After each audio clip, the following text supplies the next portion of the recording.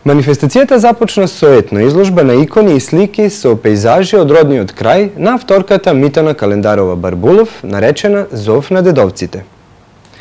Деновите на македонската култура продолжија на 22 мај во Заводот за култура на Војводина со музичкото книжевна вечер, која беше посветена на истакнатите македонски поети Матеја Матевски и Јани Тодоровски, ја отвори амбасадорот на македонската култура во Србија Зафир Хаджиманов.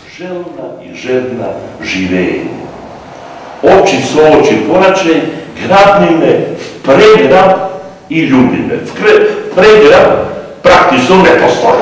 Има преградка, има... А ако го грабнеш, тогаш го грабнуваш во преграб. О, го збогативме јазикот. Значи имаме уште еден збор, уште нешто поубаво. На нивните книжевни дела, како и на улогата и на значењето на основоположникот на македонскиот литературен јазик, Блаже Конески, се осврна еден од најдобрите познавачи на македонската книжевност, академикот Радомир Ивановиќ од Белград.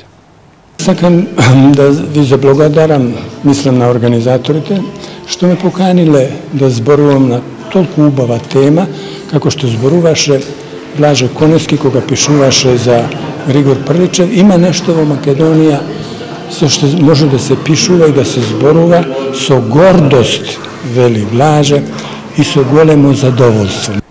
Меѓу многобројните гости кои со задоволство ја следеа програмата беа и вршителот на должноста амбасадорот во Белград Владо Крстески, Владо Кецман од Покраинскиот секретаријат за управа, прописи и национални малцинства и подпредседателот на Македонскиот национален совет Живко Стојановски.